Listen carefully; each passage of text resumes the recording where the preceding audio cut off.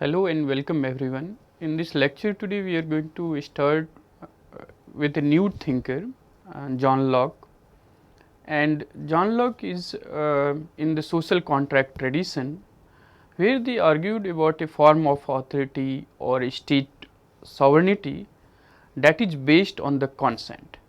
So, in that sense the state or its sovereign power is an artificial entity which is based on the contract among the equal men. When they come together to manage their common affairs, to maintain order and peace in the society, they constitute a civil or a civil authority, and that constitution of civil authority is based on their consent. So, John Locke is part of that social contract tradition which argues about state as an artificial entity. So, on John Locke we are going to have 3 lectures. In the first lecture today we will focus on John Locke personal life and his eventful pursuit in the political philosophy, and also his influence in shaping the political discourse in England.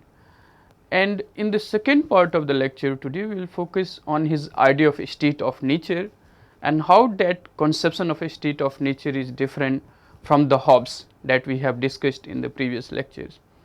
And we will conclude today's lecture by discussing his views on natural rights, particularly his views on right to life, liberty and property. In the second lecture that we will have on John Locke, we will particularly focus on his text Two Treatises on Government and how he argued about the limited form of government. What are the limits? Why do we need a government in the first place? So, and how this limited government is constituted through the covenant, that we will discuss in the second lecture. And in the final and concluding lecture on John Locke, we will focus on his justification for the right to dissent. So, John Locke in that sense is the first social contract theorist who provided the individual the right to dissent the rule. So, what are the justification for right to dissent we will discuss in the third and concluding lecture on John Locke, and we will then discuss or critically assess the contribution of John Locke in Western political philosophy. So, let us begin with John Locke views on state of nature and natural rights in today's lecture. So, if you locate John Locke in the intellectual tradition in Western philosophy, he appears to be a philosopher of modern liberalism, and liberalism, as you know, argued about certain rights of the individual or individual as the autonomous independent being, and the state and its authority is based on the will or the consent of this individual, which is self-defining individual autonomous subject, and the existence of a state is to protect their rights. So, John Locke and in his philosophy you will find the reflection of these liberal ideas, and he also extended the social contract tradition which we have discussed while discussing Hobbes. So, Hobbes is the first modern philosopher in that sense who argued that a state and its sovereignty is the artificial construct and not a representative of divine ideas or divine rights of the king. That does not provide the legitimacy of modern state and sovereignty. The legitimacy it derives is from the consent of the people. And in John Locke also we have the extension of this kind of argument on state and sovereignty. So, Locke, like Hobbes, demolished any divine right theory of the state or the sovereign power.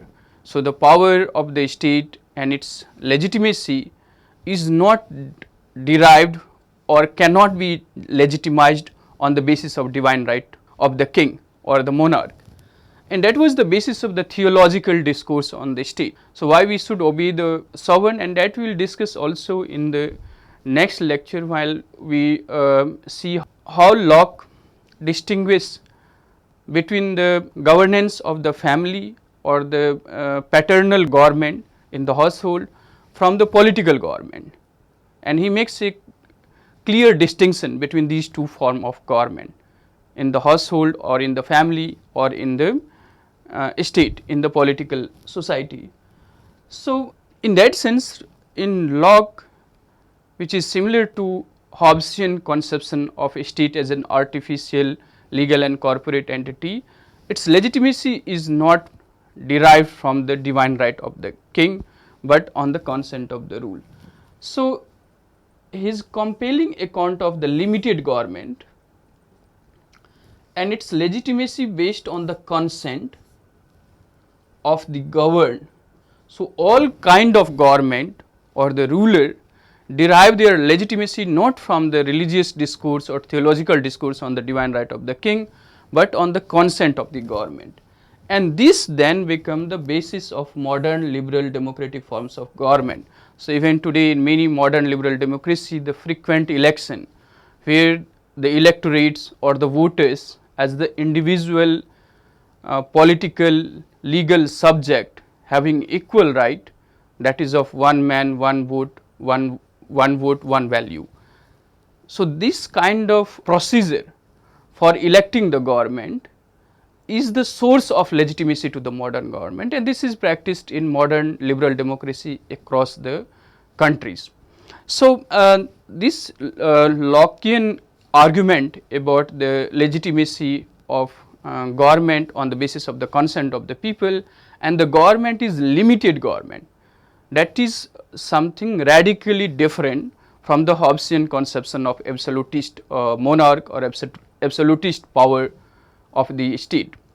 So, unlike Hobbes, Locke was a theorist of a limited government, and his political philosophy became the basis for modern liberalism and its discourse on politics, such as individuals' autonomy and their inalienable rights. So, modern liberal discourse on politics is based on this fundamental premise that individual as an autonomous subject has certain inalienable rights, and state as necessary evils. So, state is evil, but nonetheless a necessary evil. That means, state is required to maintain order and to ensure the terms of the contract and peace among the citizens, but it is a kind of evil which prevents the exercise of freedom and liberty on the part of individual. So, the modern liberal discourse on state as necessary evil, and that government is the best which governs the least. That means, the idea of minimalist government or state's legitimacy rests on its capacity to maintain law and order and protect individual rights. So, these are the some of the basic tenets of modern liberal discourse on politics, that is, individual has certain rights as an autonomous subject, the state is necessary evil, but then that state is best which govern the least, that means the minimalist state, and a state's existence is for the protection of individual rights, for the maintenance of law and order. So, by and large, the primary function of modern state even today is seen as in the maintenance of law and order. So, the coercive apparatus of the state like police and army is there to maintain law and order and then leave maximum areas of individual life free from state interference, and that will lead to then pursuit in trade, business, commerce, that will leads to prosperity in the society. So, this kind of arguments or the tenets of these arguments you will find in Locke's philosophy. So, thus Locke's justification for the individual's inalienable rights, right to life, liberty and the property, has now become the basis of any discourse on modern state and politics. So, when we discuss about modern state and politics, we necessarily talk about certain inalienable or fundamental rights of the individual which state must protect. Locke's argue about these rights as right to life, liberty and property. Locke led a very eventful life and also witnessed much of the epoch defining events and scientific discoveries in the 17th and 18th century England and Europe. So, it was a time when there was a kind of new search for knowledge or the source of political stability. And as we have discussed in Hobbes, and Locke is somewhat contemporary of Hobbes. So, in England there is a lots of political churning or factionalism among different groups, royalist, parliamentarians representing the interest of the aristocrats, and also the Catholic Church and the Protestant ethics.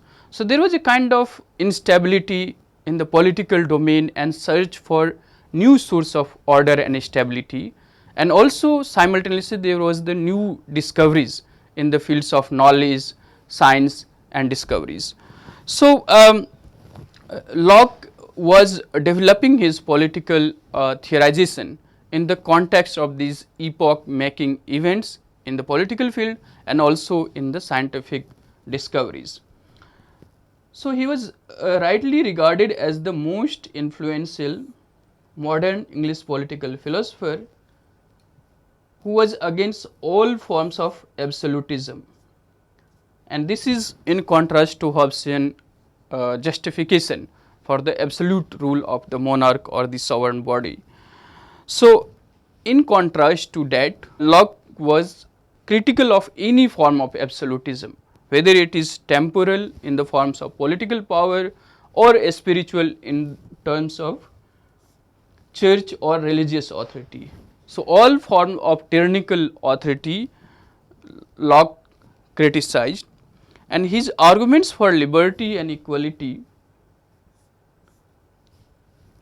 among the men and religious tolerance was the basis for modern discourse on state and politics. So, the fundamental premise of modern state and politics is that all individual that inhabits within the territory of that state are equal and also have certain liberties or freedom, and the state must protect those liberties and freedom.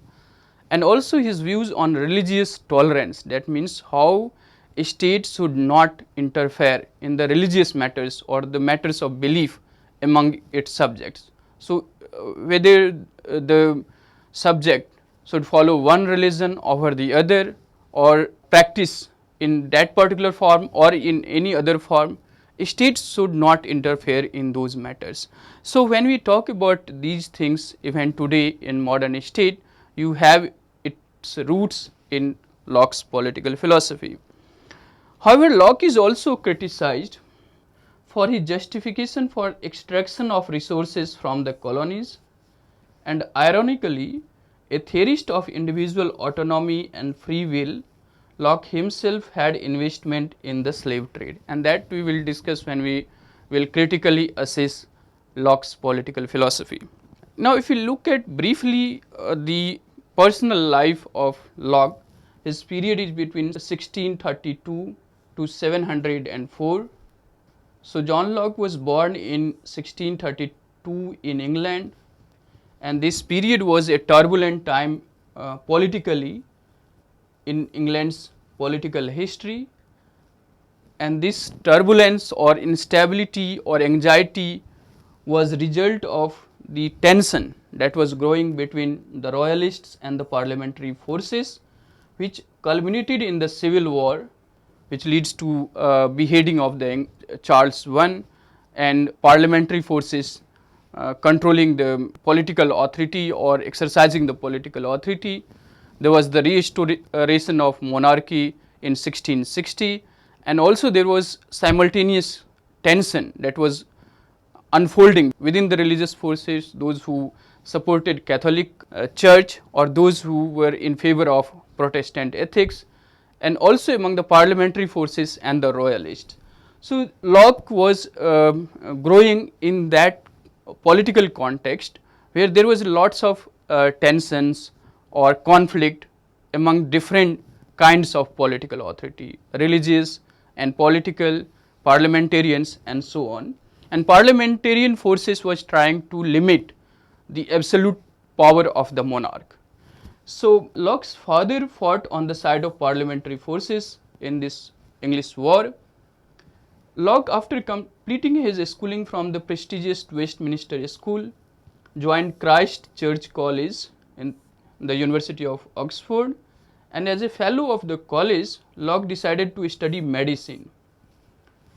So, this study of medicine profoundly shaped his political philosophy, and his preference for careful observation and application of past experiences in resolving the challenge of the present is derived from the methods he learns while studying medicine.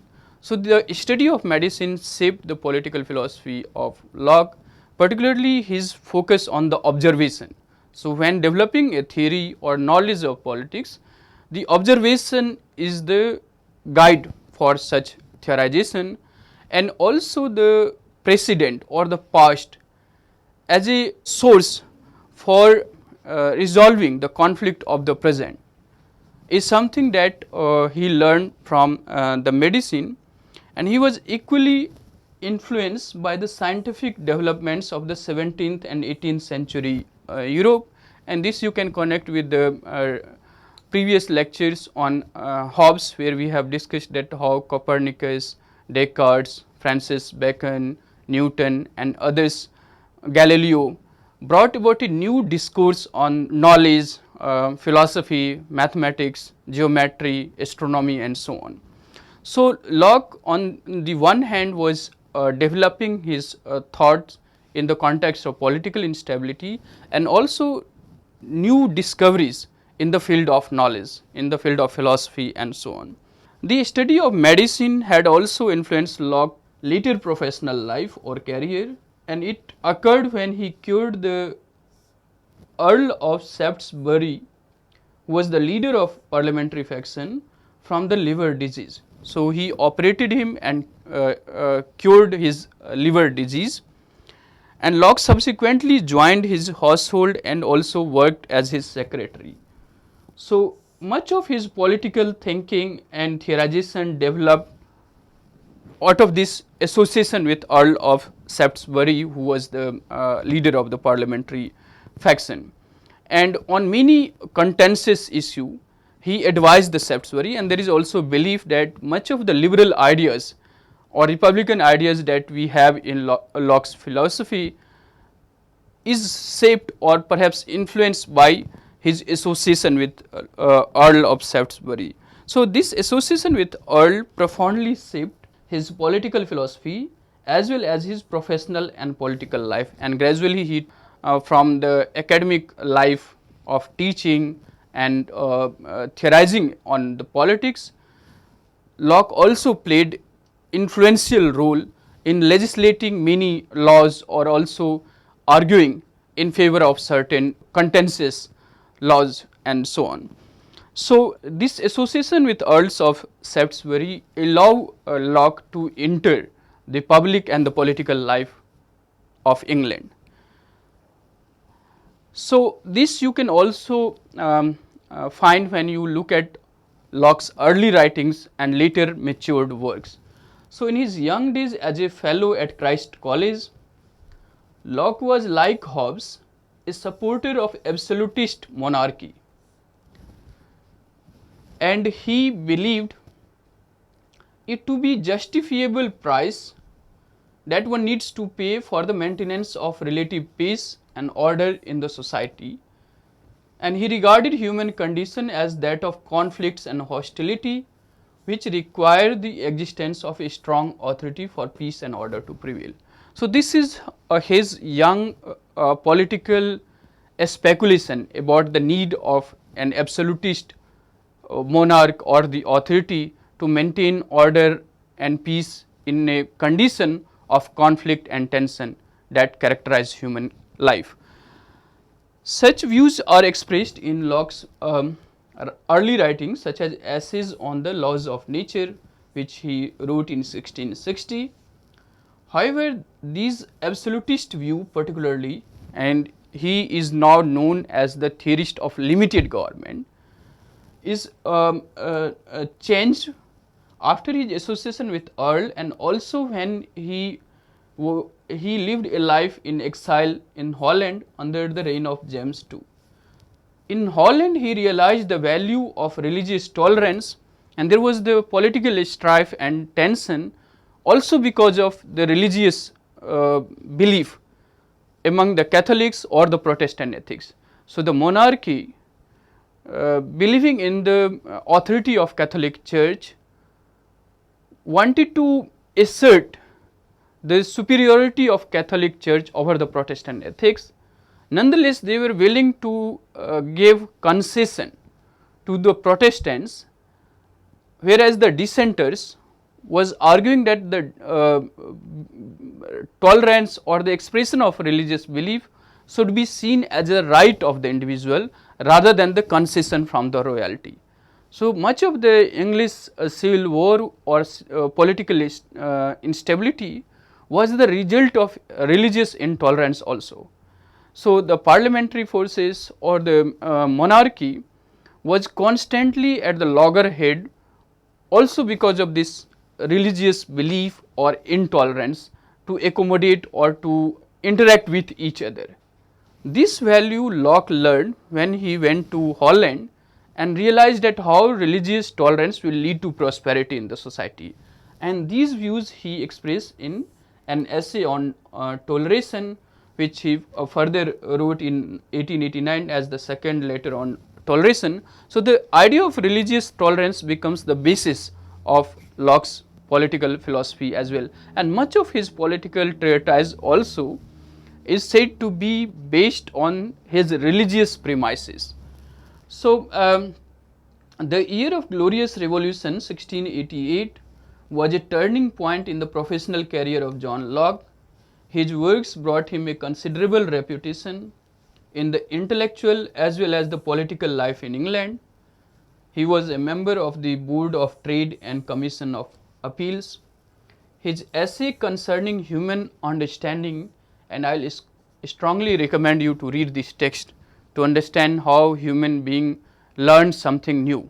Is it something based on his or her innate capacity to reason or intellect, or it is based on human experience through sensation, and then on the basis of those sensation, human capacity to reflect or reason, that leads to knowledge. So, this particular essay I will strongly recommend you to read, that is essay concerning human understanding, that made him a household name and perhaps the most influential political philosopher in England and also in Europe. So, Locke had a very delicate health but eventful life filled with strains and controversy. So, with Newton and many other scientists, or certainly the political factions, Locke had many difference of opinions. So, he spent his last years quietly in Essex, where he died in 1704.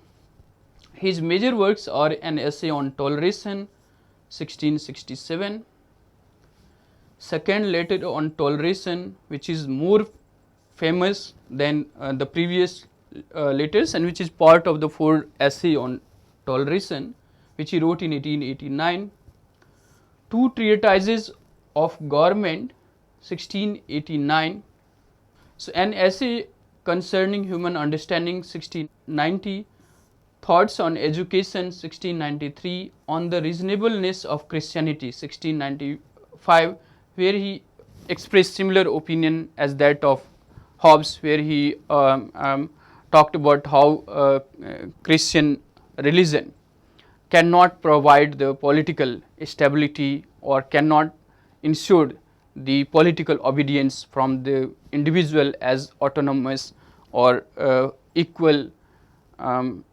member in the society. However, his 2 treatises of government is regarded as his magnum opus, and much of the discussion that we will have over the course of 3 lectures on Locke is based on these treatises on 2 treatises of government. So, Locke also provides an excellent philosophy of education. He believes in the role of ideas, especially at a young age, on individual character. So he wanted children to associate with the right ideas, and that shapes the character of individual in the later life. So we focus on political philosophy of Locke, but he was equally involved in theorizing about the politics or understanding the source of human knowledge. So on education, he thought that the children should associate with the right ideas, especially when they are young.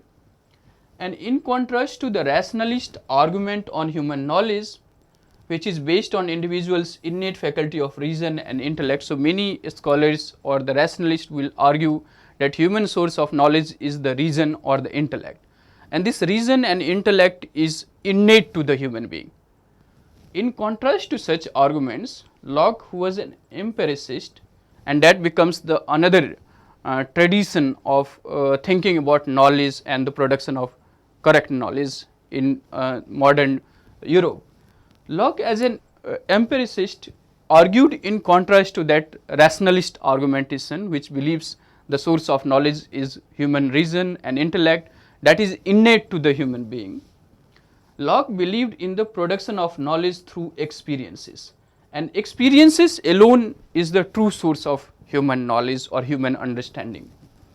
So he believed we all start as a blank slate. So when we are child, we are like a blank slate, or what is also called as the tabula rasa. We have no pre-written values, understanding or judgment. This we all develop through our experience, and it is through sensation. So sensation is the first thing that we as a human child use to make sense of our surrounding. So it is through sensation that we first make sense of our surroundings and the world in which we live, and these sensation of the world give us experience, and for the appropriate knowledge of the world we must combine the experience with the reflection. Then we use the reason and intellect for developing the appropriate knowledge of our surroundings, and then how to improve that surroundings, how to make life better, how to lead a more satisfied life. So these are all what propels human being and guide his conduct, and this conduct or knowledge is then based not on some innate human qualities, but human beings develop it through sensation, through experience and reflection. In Locke we also find a kind of theological premise of his political philosophy, that is to say his belief in the religious ideas also shaped much of his political philosophy.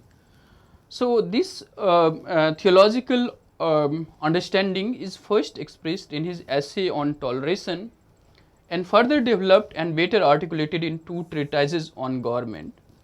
He believed in God as the creator of human beings, and human beings have the right to choose which God to believe in, how to practice their religion, and in contrast to royalist argument that such freedom to choose and practice religion should be seen as royal concession, Locke, siding with the dissenters, believed that it should be rather a matter of right which the state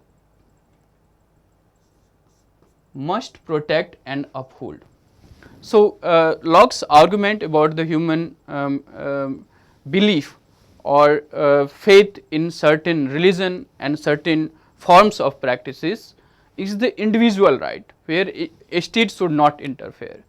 So in the England, because of this argumentation, the royalist accommodated or accepted the difference of religious practices among its subject, but such differences royalists argued should be seen as their concession, whereas the dissenters were arguing that such differences is the rights of the individual and not the royal concession.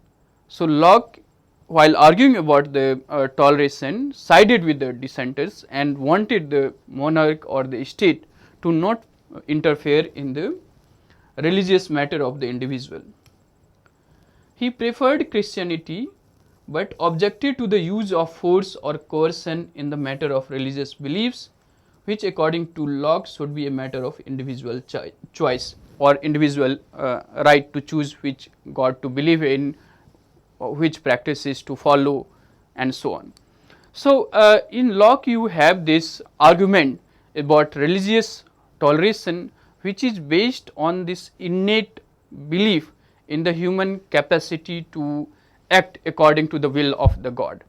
And in this pursuit of action or belief in certain gods and certain practices, a state should not interfere. A state should not use the force to convert the individual or to force the individual in believing certain practices, in believing certain gods. So, the force cannot be the basis of religious authority or cannot be the basis of true religion. It should come out of individual choice, and that also is the basis of his limited government, or the government that should be based on the consent of the people and not on the force, not on the coercion, as we have in Hobbes' justification for absolutist monarchy. So, according to John Donne, the roots of Locke's later concerns could be traced in this essay, and Donne writes that the necessary autonomy of individual religious judgment had been proclaimed to the world of politics. So, this individual autonomy and religious judgment is for the first time expressed in the world of politics by Locke, and the transposition of this theme from theology and epistemology to sociology and politics made each individual man the final judge of how far the society in which he lived had succeeded in avoiding force, the avoidance of which was its sole end. So, the purpose of human life or authority is to control or enable the individual maximum areas of life where he or she can exercise his liberty or freedom without interference, without any limits. And this theological premise is then we have in Locke's political treatises also. So, on the religious toleration, he argued that individual should be free to choose any religion or practice any form of religion. A state should not use the coercive apparatus to force the individual in believing certain things or not believing in certain things, becomes the basis of his ideas on limited government also, which should be based on the consent and not on coercion. So, however, his theory of religious toleration was somewhat problematic in the sense that he did not extend this idea on religious toleration to Catholics, as according to Locke the Catholics were more loyal to a foreign authority in Rome. So, if you think about the Christianity, the seat of Catholic church or Catholic religion, Catholic ideas on God or religion is based in the Rome, and all the temporal power or the monarchs are loyal to the church which is there in Rome, and the national loyalties becomes subordinated to this overall loyalty to the church seated in Rome. So, this idea of religious toleration in Locke is not extended to those who were Catholics, and the monarch in England was in their private life believer in that Catholic church or Catholic religion. And secondly, he did not extend it to the atheist, those who do not believe in any God. According to Locke, those who are atheist, who do not have any firm belief, and therefore they are dishonest and could be a danger to the authority and the security of the state and the society. So, there is the problems in his account on religious toleration. Nonetheless, it becomes the basis for plurality or diversity in the society and how states should navigate those plurality and diversity. So, there was a limits to his ideas on religious toleration. nonetheless it opens up a new ways of doing politics by managing the religious pluralism and diversity that exists in any society or in any nation. Now we move on to his ideas on state of nature, and as a social contract theorist, Locke uses the similar ideas like Hobbes, such as state of nature and contract or consent, to develop his theory of natural and inalienable rights of the individual, limited government and right to dissent. So all these fundamental ideas in Locke, that is the inalienable rights of the individual, the limited government, and when individual have legitimate right to dissent against the government.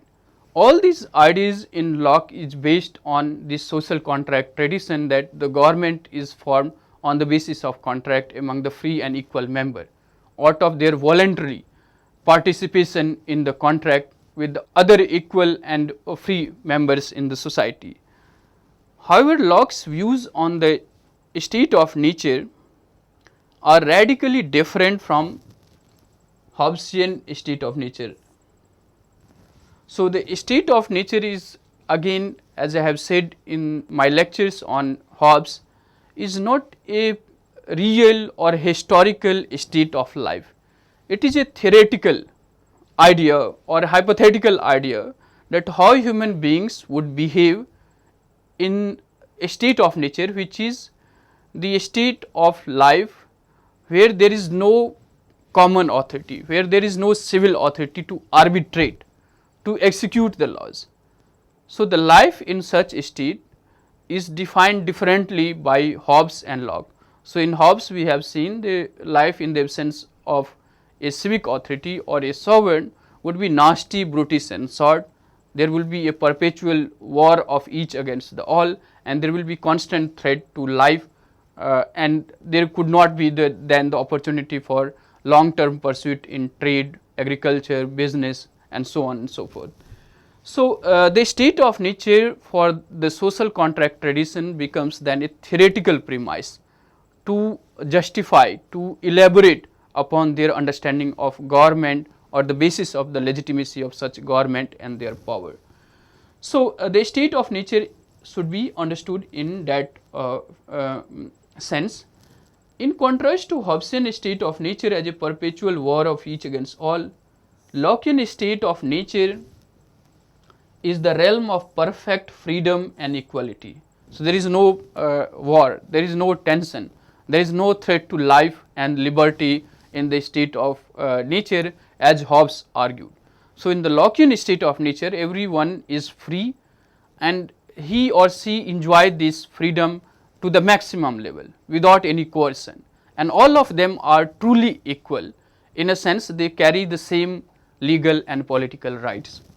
So it is a state of perfect freedom to order their actions and dispose of their possessions and persons as they think fit, and this they are the individuals who are free and equal members in the society.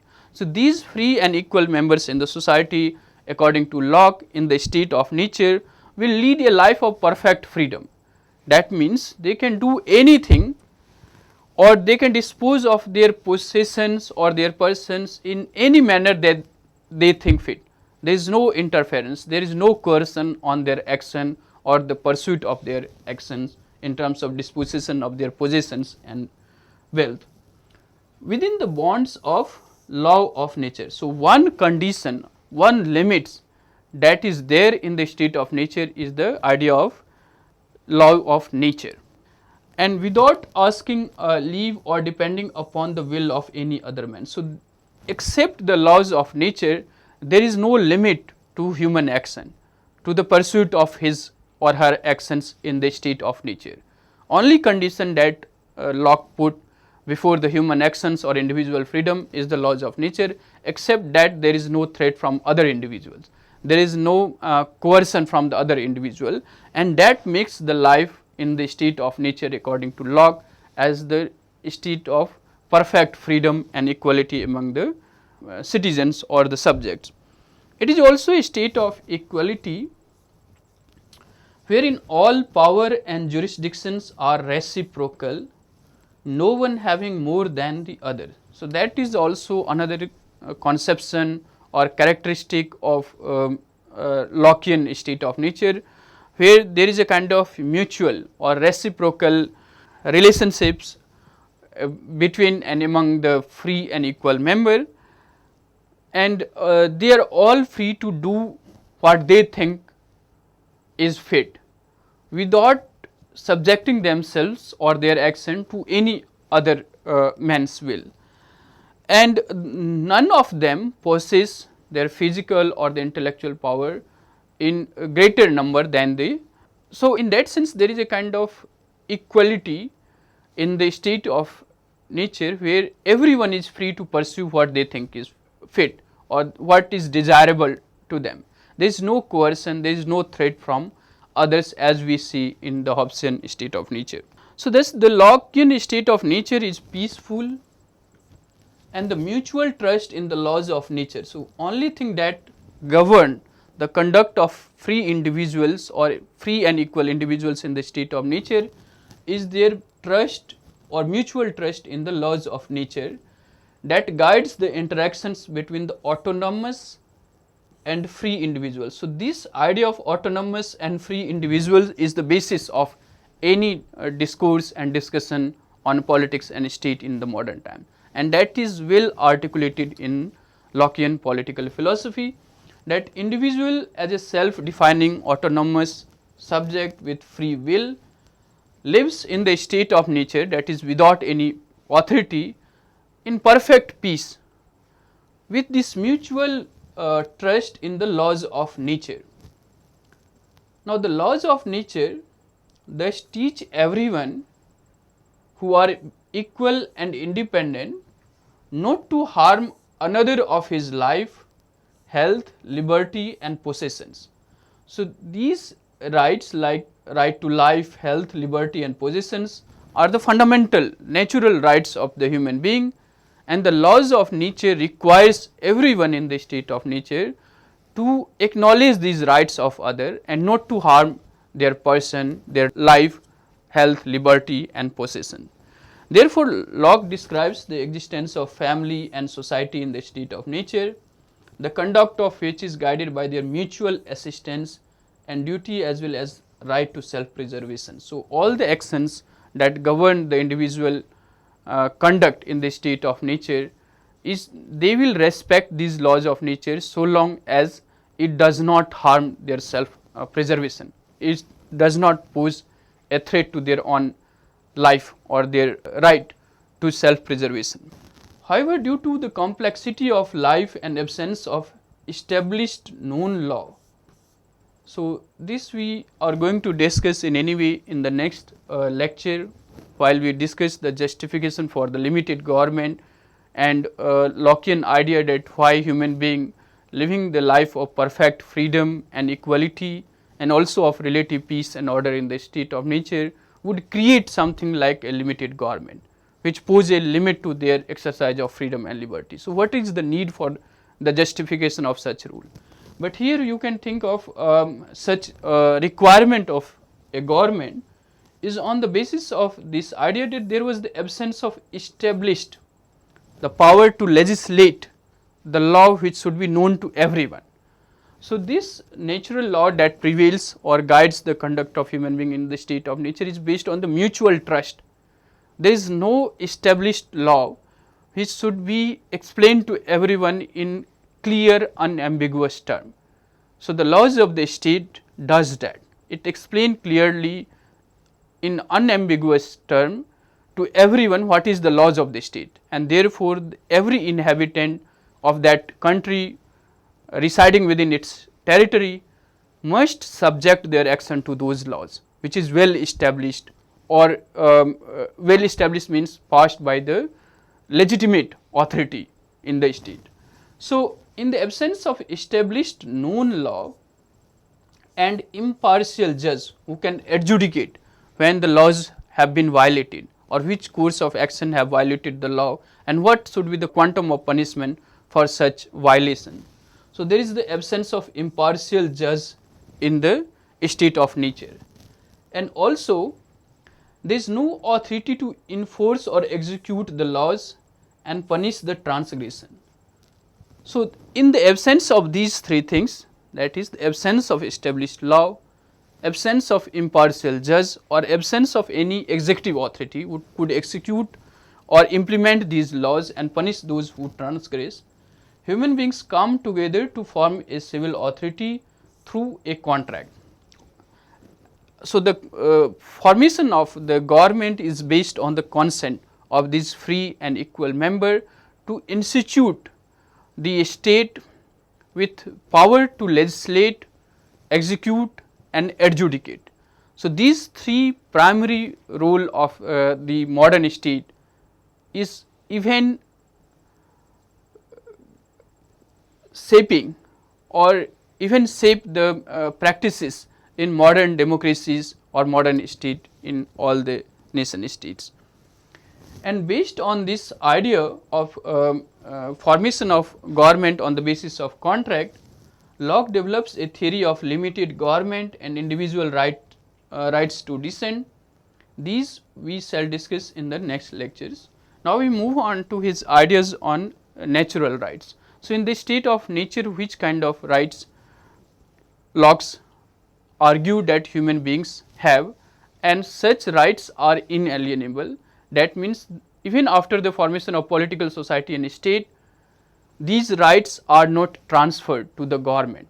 So, the very existence or the legitimacy of government is based on its ability to protect those rights of the individual which are natural or inalienable. So, according to Locke, human beings have certain natural rights, and this natural right theorist or the concept of natural law also shape many traditions of law, including the positivist tradition. So, the idea of natural justice or the idea of natural laws shape the many positivist laws in different countries, in different society. And similarly, the idea of individual having certain rights which must be protected, we call it fundamental rights in our constitution. Similar is the idea in other liberal democracies also. So, according to Locke, human beings have certain natural rights which precede both civil and political society. And what is this civil and political society, we will discuss, and how we create the state out of that in the next lecture. So, these rights according to Locke, which is natural rights of individuals, are right to life, liberty and property. So, these three rights are the basic premises of modern liberal government. So, the existence of modern government is based on the consent of free and equal member, and its exercise of power and authority is justified so long it is capable of protecting these three rights of the individual, that is her right to life, liberty and property. And this is the basic tenets of liberalism as well. So, these rights individual retains even after the formation of political society and the state. In fact, the primary responsibility of the state is to protect these rights.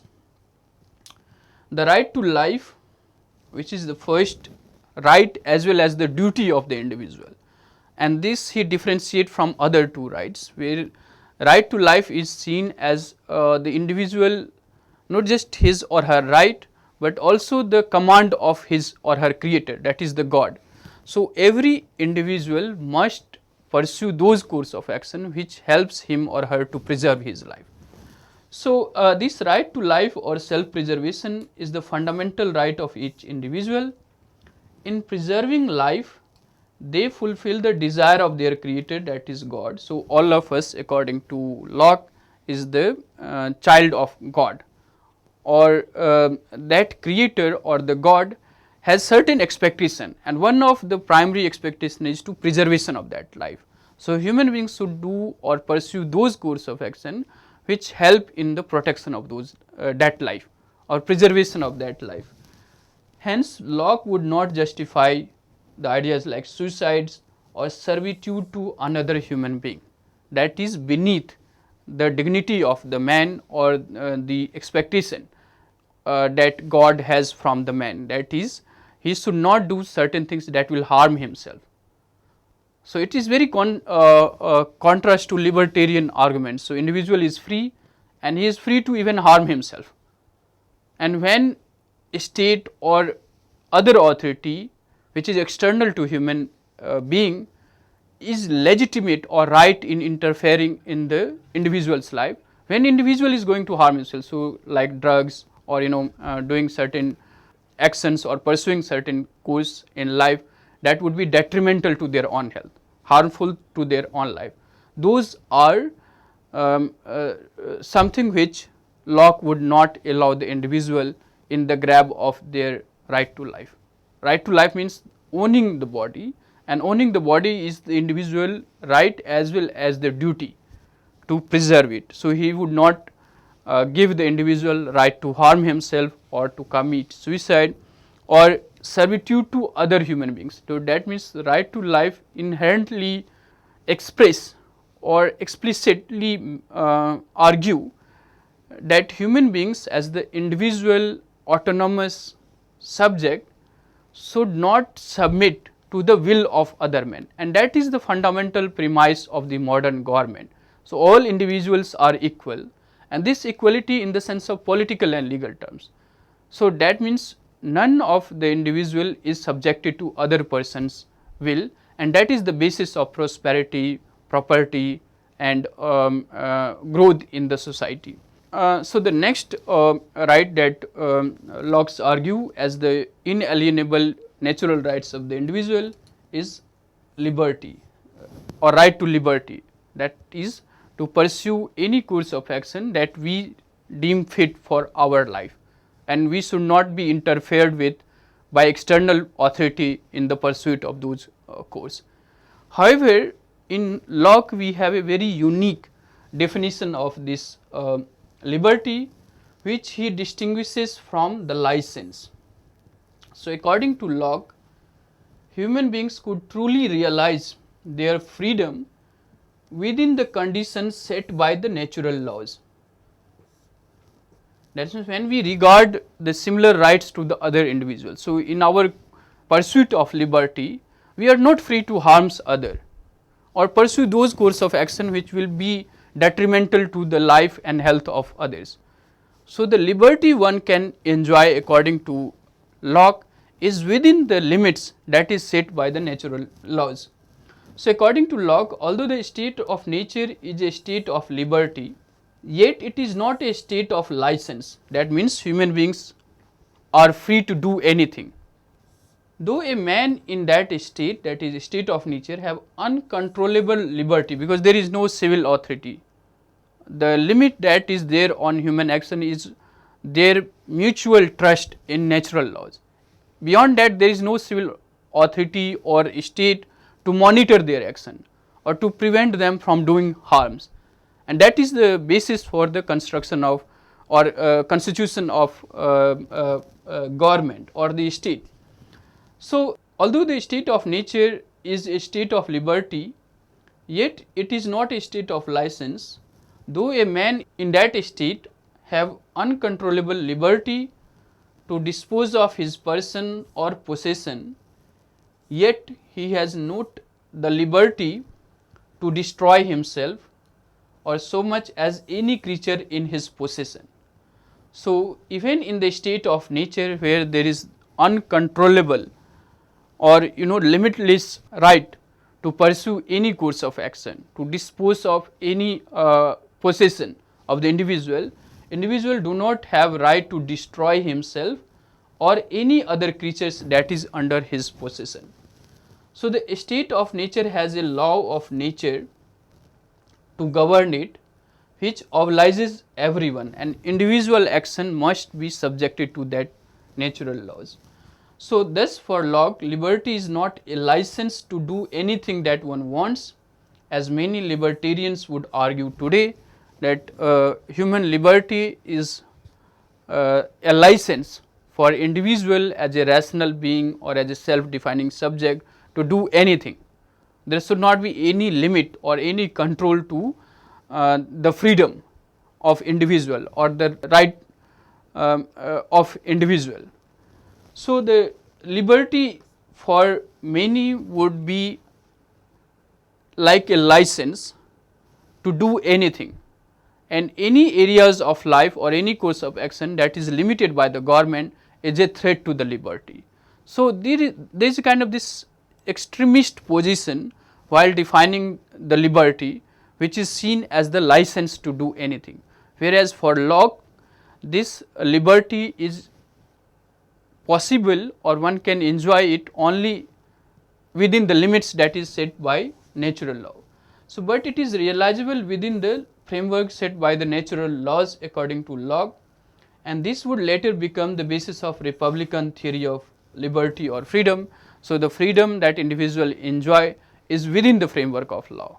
So, liberty cannot be said as the absence of law or the absence of any legal institutional framework. In that absence, there could not be the condition that is conducive for the pursuit of liberty or freedom for the individual. So, the realization of liberty and freedom requires the existence of law, existence of institution, and human being can truly realize his liberty or freedom within the limits that is set by laws and institution, rather than the libertarian argument that human beings should be left free from any kind of interference or limits, and individual as this rational subject knows what is best for him and therefore should not be interfered with. In contrast to that, Locke's argument is that human liberty or individual natural right to liberty is realizable only within the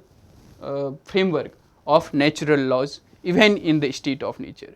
So, human beings conduct in the state of nature where there is no authority must subject to this natural law.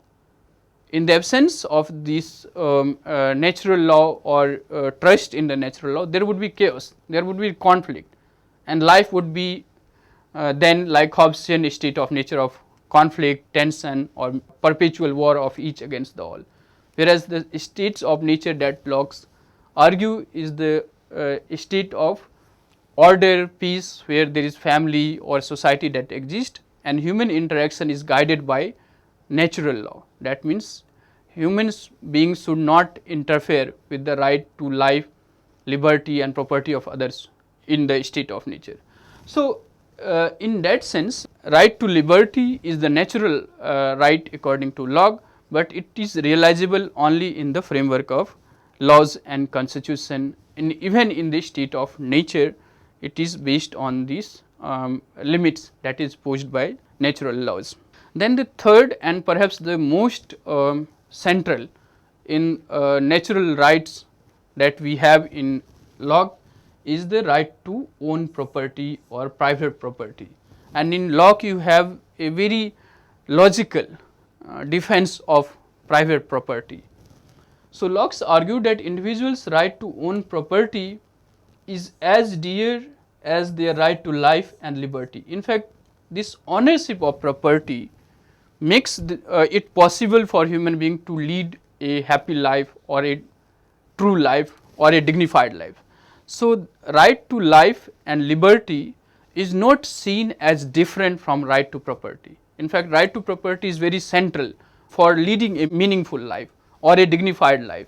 So, in Locke you have this justification of private property on the basis of this idea that it is as dear or as necessary for the individual being as their life or liberty. Now, his defense of private property is on the idea that human being in the state of nature has given the common resources by God, and each individual is free to use those common resources. Now, when it becomes possible and legitimate for the individual to own something from that common resources provided by the God, he considered this legitimate ownership of private property when individual mix his labor, that is both physical or intellectual, with the common resources provided by God. So, there is apple tree or there is other resources which is common to everyone, but when human endeavors or use his physical or intellectual capability to acquire certain apples or to acquire certain things. In other words, when he mix his own labor, physical or intellectual, with the common resources, then he or she has legitimate claim to own that resources.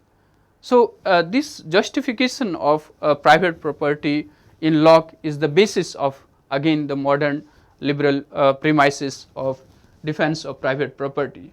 So, the justification is this combination of human labor with the common resources. Thus, the equality that Locke argued that exists in the state of nature was about political and legal equality. So, certainly the pursuit of private property will lead to economic inequality, and in Locke you have justification for such economic inequalities so long as it exists as the result of human labor when it is mixed with the common resources that is available to everyone. So, he justified economic inequalities that are result of individual efforts or endeavors, that means human labor, both physical and intellectual. However, this accumulation of private property is not limitless in Locke. He argued that individual must ensure that there is enough that is left in common for others. So, in the pursuit of private property, individuals must ensure, that is demand of natural law, that the resources or the common resources are equally available for the others to combine their labors and then own their own private property. So, this pursuit of private property in Locke is not limitless pursuit. So, what we have is there is three limits to the accumulation of private property. First, the justification of private property is not through any inheritance or claiming resources through illegal means. The first set of limits that he put on the pursuit of private property, that this property should be the result of one's own labor. That is, one individual involve his own capability or endeavors, his physical or rational capacity to acquire the resources. That ownership is legitimate ownership according to Locke. Second, individual should acquire only that much which he can use. So, suppose the example of apple, if one needs 10 apple from the common resources, the individual should not acquire 100 or 1000 apples. So, the second limit to the pursuit of private property is that one should acquire only that much which one can use for himself. If he takes more than that, that will not leave enough for the others to acquire, and the natural law requires individual to leave enough for the others in the state of nature. So, the third and final limits that he put for rightful accumulation of private property, that individual must leave as much or enough for the others. So, these are the three limits to the private property, but according to Locke, human beings are free to acquire as much as he can, provided that it is result of his own labor and he leaves enough for the others, and also he should accumulate only that much which he himself can use.